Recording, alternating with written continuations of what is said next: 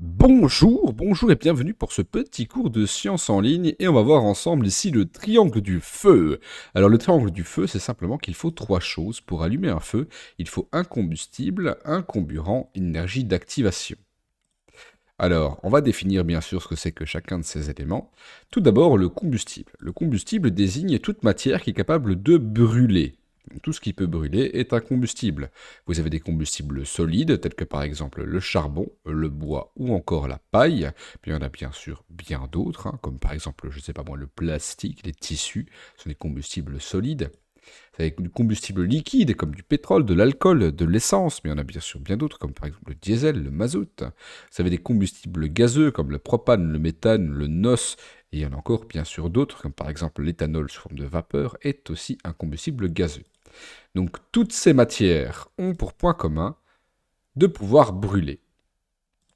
Alors, un comburant, à côté, qu'est-ce que c'est? Eh bien, si on observe cette bougie et qu'on renverse sur cette bougie un petit gobelet, eh bien, la bougie commence à faiblir et puis elle s'éteint. Pourquoi est-ce qu'elle s'éteint?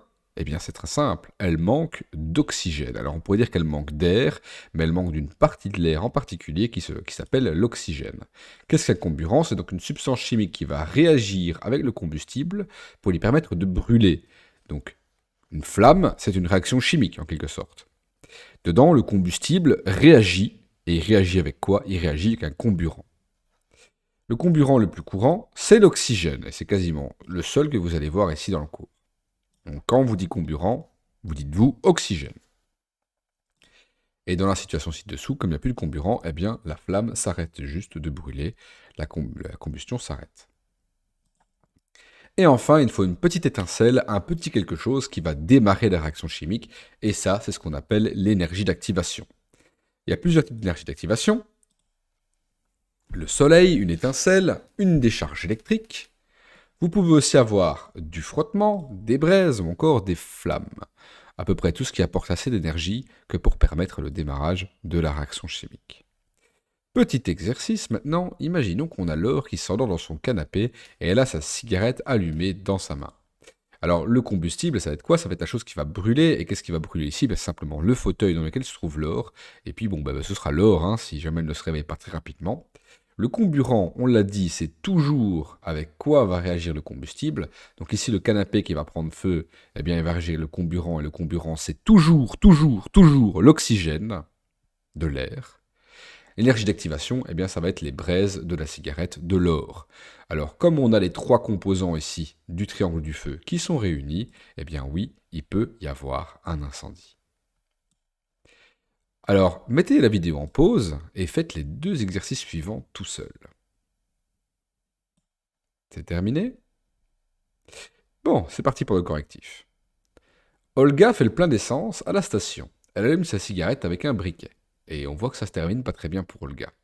Le combustible ici, c'est quoi? Eh bien, c'est tout simplement la vapeur d'essence. Quand Olga met de l'essence dans sa voiture, eh bien, l'essence se transforme sous forme de vapeur, et lorsqu'elle va essayer d'allumer avec son briquet sa cigarette, eh bien, ça va enflammer les vapeurs d'essence qui sortent ici de sa voiture, et ça va enflammer malencontreusement ses cheveux. Donc le combustible, c'est tout simplement la vapeur d'essence. Et puis ce sera les cheveux de Olga, mais après. Le comburant, c'est toujours l'oxygène. L'énergie d'activation, eh bien, ce sera simplement les étincelles de votre briquet. La cigarette n'est pas encore allumée, donc ça ne peut pas être l'énergie d'activation. Alors, il y a deux types de briquets, bien sûr. Il y a les briquets qui utilisent un silex qui font des étincelles, et il y a aussi les briquets qui utilisent une petite décharge électrique. Donc, en fonction du type de briquet que vous avez, eh bien, l'énergie d'activation ne va pas être exactement la même. Comme les trois conditions sont réunies, eh bien, il y a un risque d'incendie, car le triangle du feu, il est complet. Ensuite, on a une astronaute nommée Farah qui fait une sortie dans l'espace car sa fusée perd de l'essence. Elle a une soudeuse électrique pour colmater les brèches. Avec sa soudeuse électrique, eh bien, qu'est-ce qu'elle va faire? Elle va empêcher que l'essence s'échappe. L'essence, c'est donc ici le combustible. L'énergie d'activation, ce sera sa soudeuse électrique, car la soudeuse électrique va envoyer des décharges très puissantes qui vont permettre de faire fondre le métal. Et si ça peut faire fondre le métal, ça peut permettre de démarrer un feu. Mais, attention, petite nuance, dans l'espace, on est dans le vide, il n'y a donc pas d'air. S'il n'y a pas d'air, il n'y a donc pas de comburant. Et donc comme il manque un des trois éléments ici du triangle du feu, eh bien il n'y a pas de feu, tout simplement. Pour la page suivante, je vais vous demander d'aller jeter un petit coup d'œil à la vidéo qui se trouve juste après dans la playlist du chapitre 4. Et quand vous aurez vu cette vidéo, vous pourrez lancer la vidéo suivante et on va compléter cette feuille à notre aise.